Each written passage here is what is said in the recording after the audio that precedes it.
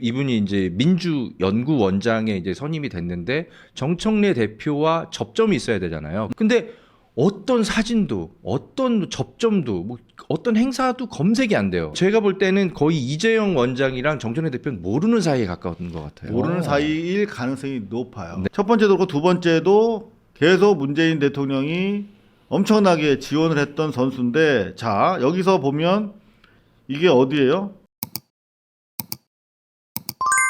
자 지금 이 사진을 지난번에 저희가 보여드렸는데 오늘 저희가 좀 심각한 얘기를 많이 하네요. 이게 뭐예요? 양정철이 왜 나와요? 이거 아무도 취재를 안 하고 있는 사안이라서 제가 일부러 좀 도발뉴스에서 한번 문제 제기를 했는데 네. 우리 허재영 기자가 후속 취재를 했대요. 유일하게. 네. 이 둘 사이가 어떤 사이냐. 왜냐하면 요게 이제 최근 기사인데요. 이재용 죄송합니다. 네. 최근 기사는 요겁니다. 요거. 몇 개 없어요. 네, 네, 신임? 기사랄 것도. 신임 민주연구원장의 이재용 양산가벽위원장 경제 전문가라고. 민주연구원이 어떤데요? 그러니까 정책의 틀을 만든다고 알려져 있지만 사실은 선거 앞두고는 그렇지. 후보들의 경쟁력을 여론조사를 통해서 평가하고 조금 추려내는 그런 역할을 많이 하는 무지하게 것입니다. 중요한 자리죠. 그러면 선거 앞두고 민주연구원의 원장은 보통 당 대표가 정말 신임할 만한 사람을 앉히겠네요, 당연히. 이재명 대표 때 보면 돼요. 누가 누구요? 했냐면 이한주 교수가 그렇지. 했어요. 이한주 교수가 누구냐면 이재명 대표가 인수위 없이 출범했을 때 국정기획위원회 위원장을 했던 사람. 자, 그 정도 소위 말하면 네 자기의 정치적인 핵심 믿을 만한 브레인을 앉히는 자리야. 그런데 이 자리가 말씀하신 것처럼 이 교수가 그만두고 8월인가 9월에 그만뒀죠. 그 지금까지 한 3, 4개월 동안 공석이었는데 갑자기 선거 앞두고 이재용 위원장이 온 건데 이재용 위원장이랑 양정철이랑 어떤 관계입니까? 그게 확인이 안 되기 때문에 문제인 것 같아요. 그렇죠. 네, 그러니까 어쨌든 근데 흔적은 굉장히 많이 있어요. 취재를 해보니까 특히 이분이 이제 민주연구원장에 이제 선임이 됐는데 정청래 대표와 접점이 있어야 되잖아요. 그래야 정청래 대표의 당 운영 핵심 철학을 브레인이야. 가장 그죠? 근데 어떤 사진도 어떤 접점도 뭐 어떤 행사도 검색이 안 돼요. 찾아지지가 않죠. 네, 그러니까 제가 볼 때는 거의 이재용 원장이랑 정청래 대표는 모르는 사이에 가까운 것 같아요. 모르는 사이일 가능성이 높아요. 네. 그냥 다만 제가 이재용 위원장 이번에 이제 그 여대용 민주연구원 원장 이 양반 저도 조사를 해보니까 사실상 문재인 캠프에 있었더라고요. 광흥창 팀이라고 있었잖아요. 네. 그 양정철 양정철이 팀. 하던 네. 마포 광흥창에 있었던 그 광흥창 팀이랑 그 언저리 그 문재인 멤버의 정책 팀과 어떤 그 사이쯤에서 역할을 했던 그러니까 쭉 보도를 종합적으로 검토를 해보면 양정철이 전체적으로 공약 틀을 짜면 세부 정책을 고안했던 그런 관계로 보여요. 요 기사가 상당히 중요하죠. 뉴시스. 이재용 양산갑 후보 양정철 원장과 공약 이행 정책 개발 협약. 이게 20년 4월인데 요때 그러니까 양정철이 민주연구원장일 때 공약 정책 개발 협약을 했네. 네. 그러니까 이전부터 상당히 연관이 있었던 것 같아요. 왜냐하면 그렇죠. 이분이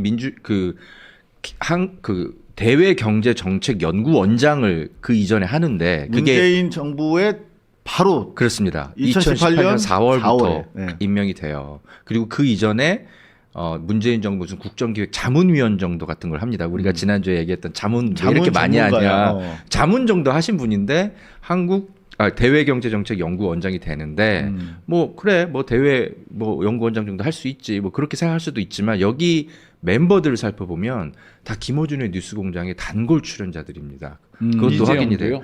이재용 이후의 사람들이. 그러니까 이재용이 2018년에 대외경제정책연구원장이 된 다음에 아마도 뭔가 문재인 정부의 어떤 뭐 배려 속에 됐겠죠. 그러고 나서 2020년에 이제 또 다른 사람으로 바뀌는데 김흥종 원장이 있는데 이분은 뉴스공장의 단골 출연자입니다. 그러니까 대외경제정책연구원 중에 뉴스공장에 제일 많이 출연한 사람이 김흥종인데 공교롭게도 이분이 이재용의 뒤를 이어서 2020년부터 대외경제정책연구원장이 되고 지금도 뉴스공장에 출연하는 대외경제정책연구위원들이 상당수가 있어요. 그러니까 이거는 이게 김어준의 뉴스공장은 당연히 이제 양정철과의 어떤 관계가 항상 특수관계죠. 그죠, 특수관계 양정철은. 네네. 예, 주제 사실이잖아요. 그렇기 때문에 이 대외경제정책연구원은 그냥 연구원이 아니다. 사실상 외곽의 이른바 문재인 네, 싱크탱크 같은 주변의 싱크탱크. 네, 양정철 그럼 일가의 문재인 전 대통령이 양정철, 이재용 등을 통해 가지고 민주당을 재접수하기 위한 노력을 하고 있다 이렇게 보시는 거예요? 의심스럽다라는 근데 거죠. 여기서 네. 이 사진에서 우리가 간과해서 안 되는 되게 네. 중요한 포인트가 있어요. 이게 이재용 선거사무소 이분이 이제 첫 번째도 그렇고 두 번째도 나갔다가 떨어졌지. 그 당시에 네. 누가 지지 방문을 했냐면 중앙일보에 따르면 선거 캠프까지 방문한 문재인 네. 야당 양상갑 후보 너무나 영광이라면서 투샷이 있습니다. 그러니까 네. 첫 번째도 그렇고 두 번째도 계속 문재인 대통령이 엄청나게 지원을 했던 선수인데 자 여기서 보면 이게 어디예요? 경남 양산갑. 양산은 네. 어디입니까? 그 문재인 전 책방? 대통령 예. 그렇지요. 네. 그러니까 자기 이른바 정치적 거점의 지역구 위원장이면 네. 가장 자기 사람을 심하겠지. 그러니까 문재인, 양정철, 이재용 이렇게 삼각 구도가 그려지고 이 외곽에 김어준 씨가 이렇게 연결돼 있다라고 하는 것이 상당히 양정철 저는 뭐 네. 김어준이라기보다 중요하다. 근데 양정철을 의심하는데 대통령까지 네. 하신 분이 뭐 아직까지도 그렇게 네. 욕심을 내서 유튜브도 하고 자기가 머무는 지역의 지역위원장, 국회의원은 자기 사람을 심어야지. 그래서 퇴임할 때 그런 얘기를 했나요? 또 할까요? 자, 그 그런데, 양산 예. 시장 선거를 사실 준비하고 있었어요 최근까지. 아. 그래서 더 이상한 거예요. 이분은 민주연구원 이런 거 생각 안 하고 양산 시장 선거 운동을 사실상 지역에서 텃밭을 계속 가꾸다가 갑자기 발탁돼서 그럼 들어갔다고. 본인이 원튼 원하지 않든 여의도 연구원장으로서 어떤 미션 수행을 점지받았다? 뭐 이렇게 볼 수도 있는. 그러니까 정청래 이야. 대표와의 어떤 접점도 없고 갑자기 뭔가의 프로젝트 속에서 누군가가 끌어갔다면 질문. 네. 달고나를 대표해서 그럼 정청래 대표는 앞으로 문재인 전 대통령과 함께 한 배를 타고 가겠다는 의지의 표현인가요? 자기는 이재명이랑 원팀이라고 그랬잖아. 아니 그런데 이런 대통령이 인사를 둘인가? 무슨 말이야 그게? 그건 저도 진짜 한번 물어볼 텐데 그래서 어. 정가에서는 민주당 안에서는 이거는 문재인 전 대통령의 부탁이 있었기 때문에 정청래 대표가 임명한 것 같다. 그분을 이렇게 부탁. 라는 얘기를 조국 모 의원이 석방도 하더라고요. 조국 사면도 부탁하시고 이렇게 부탁을 네. 만약에 이번에도 하셨다 그러면 좀 그렇죠. 부탁 전문가 매우 부적절하죠. 음. 왜냐하면 지금 당원 주권주의 이거 실현을 위해서 당의 개혁을 위해 1인 1표 개혁 뭐 이런 거 하고 있잖아요. 근데 또 하나 굉장히 중요한 당의 개혁이 공천 방식. 당원들이 선택해서 당원들이 투표해서 이게 굉장히 중요한 당원 주권주의 개혁이잖아요. 1인 1표만큼 중요한 게 민주연구원에 대한 통제와 관리입니다. 그런 것들을 이재명 대표는 했는데 이게 이제 과거에 그 문제를 일으켰던 양정철 민주연구원장과 이상한 특수관계로 보이는 분이 또 들어갔다.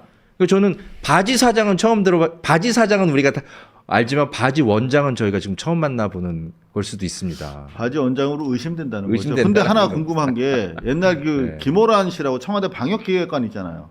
이분 그분이랑 이재용 씨랑 어떤 관계예요? 서로 부부 사이예요. 서로 부부 사이고 서로 부부? 그 둘이 부부. 둘이? 그러니까 김호란 교수도 특히 어떤 문제가 있었냐면 예전에 문재인 정부 때 방역기획관을 하면서 그게 코로나 때 방역기획관이잖아요. 그렇습니다. 굉장히 중요한 자리였잖아요. 할 수는 정은경 있죠. 씨가 할 수는 다 있는데 청와대와 관련된 분들이네. 김어준의 뉴스공장에 한 50몇 차례 나가는 동안 국회 운영위원회에서 부르는데 한 번도 안 나가가지고 그때 김호란 교수도 조금 구설수에 올랐었거든요. 그러니까 뭔가 이런 것들 그러니까 왜 김어준의 뉴스공장, 양정철 뭔가 그런 것들과 연관된 사람들이 김호란 씨 그때 네. 되게 자주 나왔네. 뉴스공장 생각난다. 근데 그 당시엔 나올 수는 있죠. 근데 국회에 안 나오니까 이제 그때 문제가 제 됐었던 기억으로는 거죠. 김호란 정책관 그분이랑 지금 보건복지부 장관 정은경 장관이랑 예. 그때 약간 좀 네. 갈등이 있었던 거로 기억이 나요. 그때 그런 소문이 있었죠. 뭐 예. 복잡하네요. 야, 어찌됐든 간에 재미있기도 한데 네. 근데 사실은 전 보니까 좀 유치하네요. 네. 대통령 한 번 했으면 됐지 뭘 그렇게 미련이 남아가지고 네, 아직 우리가 책 읽는 거 재밌다는데 네. 아니 의혹인데 확신하기에는 네. 이제 의혹 차원인데 네. 제가 봤을 때 허지영 기자 계속 취재할 것 같은데. 저는 양정철은 계속 감시해야 된다고 생각합니다. 왜냐하면 당원들이 위임하지 않은 권한을 행사하는 건 민주당에서 사라져야 되는 정치 문화이기 때문에 계속 그러니까 그분이 네. 그런 역량이 있어요? 저는 그렇게 하고 있는 것 같아요. 네, 그 실제- 정도의 신비로운 사람입니다. 실제로 대단히 영향력이 있습니다. 여전히. 예전엔 있었는데 지금도 있어요? 지금도 있죠. 오, 네. 참 별거. 자, 오늘 여기서 마무리해야 되겠네요. 오창익 국장님. 감사합니다. 네. 허지영 기자님. 아, 예. 대통령께서 그 여러 그 이제 활동들을 하시는데 저는 사실은 보면서 나는 저런 사람이랑 일하면 너무 스트레스 받고 못 견딜 것 같다는 생각이 들 정도로 약간 무섭게 느껴질 정도로 PTSD 막 이런 거 막 올 것 같더라고요. 그런데 그거는 이제 대통령님과 같이 일하려면 그 정도의 능력은 있어야 되는 사람이구나. 나는 못할 것 같지만, 예. 그러면서 우리는 봤는데, 기자 열심히 합시다. 예. 근데 이런 그 최근에 이제 대통령께서 보여주는 이런 모습들이 정말 우리 국민들이 제대로 된 공직자를 우리 국민 눈으로 살펴볼 수 있는 기회다. 이런 것들을 살펴보게 된 계기였고, 특히 이제 이상호 선배님 방송에 보면 1시간 넘게 이게 대통령 동향을 제가 살펴보면서 빠져들다가 시간을 가거든요. 좀 되게 귀한 시간인 것 같아요. 네. 네, 오늘도 감사합니다. 잘 봤습니다. 네, 권민정 아나운서님. 네, 잘 배우고 갑니다. 감사합니다. 네, 여러분들 이재명 대통령 동향 정책 이렇게 저희처럼 소상하게 보도해 주는 방송이 아쉽게도 없어요. 그래서 저희가 이렇게 좀 길게 할애를 하고 있는데 여러분들 좀 많이 구독, 좋아요 알려주시면 감사하겠습니다. 내일 뵙겠습니다. 감사합니다. 감사합니다. 감사합니다.